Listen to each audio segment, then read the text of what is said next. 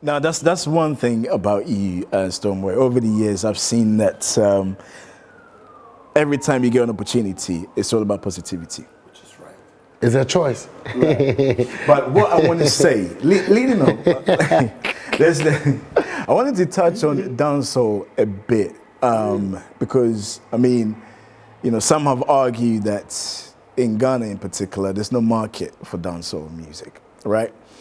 Now, and looking at your style from then till now, I wouldn't say you have changed, but I would say probably just my observation is you've been able to adapt and evolve. Blessings. And I think, and you know, correct me if I'm wrong, but just going by the names you've listed, if one, it has been able to propagate you to where A, you're relevant and been able to adapt your style and create your own niche. Now, I don't know whether you recall this again.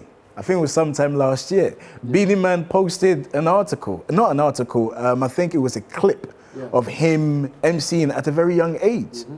And you commented, and I think you were just bigging him up. But some people took an offense to that. And I remember you know, a few fans saying that, are you going to claim that this is Afrobeats or this is African as well?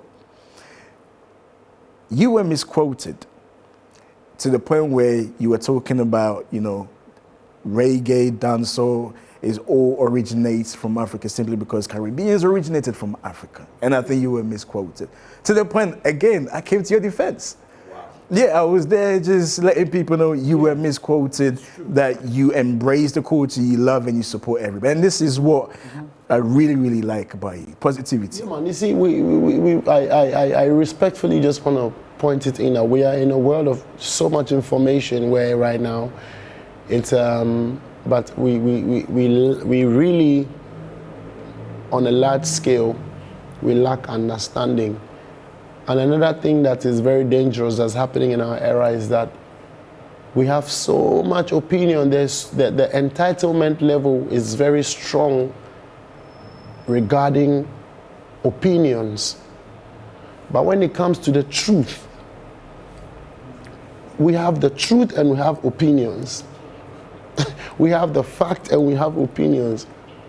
When your opinion is the truth, you understand, then most often people still want to bring their opinions to counter because they're saying that it's just an opinion. But sometimes I'm speaking the truth. I'm not speaking my opinion.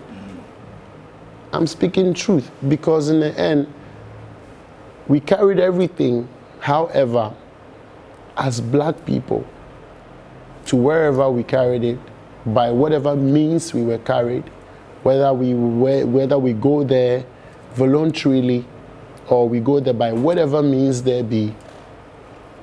We carried everything, but when we say there is traces of the culture and the music of blackness, then that becomes an argument. How does that become an argument?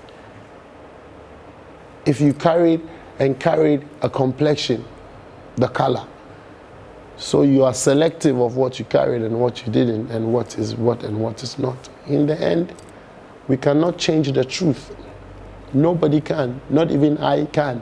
But I would rather be a student of the truth with empirical facts. They are there. Many learned people have written books, have taken time, spent money to do research and add to knowledge of truth. And we just should know that. So I don't recollect. I don't even remember being bashed, but I'm grateful. Because once I managed to speak it, I was touched because Beanie Man is one of the greatest legends we have in our time, in our era, covering from 3 decades at least. We saw the clip he posted. You can't make that up. You see? And we love it as African people. When reggae and dancehall was very huge in Africa, so much, it is still big, but there was an era where it was so dominant, and it still is. But that era, when it was very dominant, we had great artists like Majek Fashek from Nigeria. Check Majek Fashek, you will see. Legend, he sang and the rains came up from heavens, and It's a historic moment. We have Daddy Shoki. I'm not Nigerian, but I'm African, so it covers. I'm just making an example of the class that really is pushing the culture so much, because most of I just want to make reference. Daddy Shoki is there. There's a woman, she sang, big tune. There's a melody. She's a woman, Ogoli. She calls something Ogoli. Big reggae star. Idina Ogoli. I know somebody will correct me. I'm close to some. Let's Google it. With the Ogoli will find here. Obin punching man. Why this is conversational. Can you try and see some Ogoli, Edna Ogoli. Edna Ogoli. But I think Edna Ogoli. Yes. Yes, you know, you're Nigerian. You should know. Yeah. Edna Ogoli. Not only Edna Ogoli, there are legends in reggae. So at the time when reggae was huge. To be honest, African music was also still huge, but we cannot deny the time where reggae was really meaningful, and dancehall was, especially reggae, was very meaningful to the continent in terms of where reggae music was sing to the repatriation and to the rebellion that's happening, to the coup d'etats, and to the to especially in South Africa, the apartheid situation that was going, and Bob Marley's them would sing about. It was a worldwide phenomenon that hit Africa, and Africans could relate because our music is a source of expressing our joy, our sorrow. You know what I'm saying? So I don't know how it doesn't fall into the category of black music, reggae music, dancehall, soca, all of that. I don't know how it doesn't. I know of a truth that it does. Yes.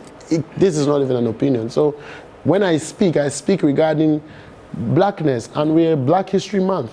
What are we celebrating? Are we selecting pieces and pieces to just speak about, or we are actually recognizing us as one people with the same information in our DNAs and all of that, including our music and creatives and music and creativity? So, and I think that's... anybody who would bash me, I believe that they are expressing their opinion, but let's all go to the truth. Let's leave our opinions, go to the truth, and learn something.